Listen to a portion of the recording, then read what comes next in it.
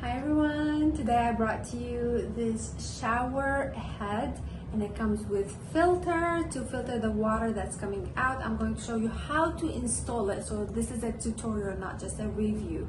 Okay, it's from the Newntor brand. This is the shower head and it comes with this filter, okay, neck. It comes with filter beads and it comes with an additional bag as a backup. Okay, you open the bag,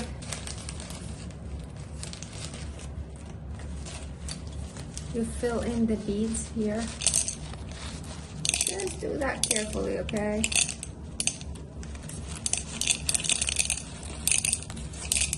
Bring the shower head, twist properly to secure it in. Now take this to install it in the shower. Make sure that the washer rubber is tightened inside here and just twist this, okay, like that. Twist, secure it.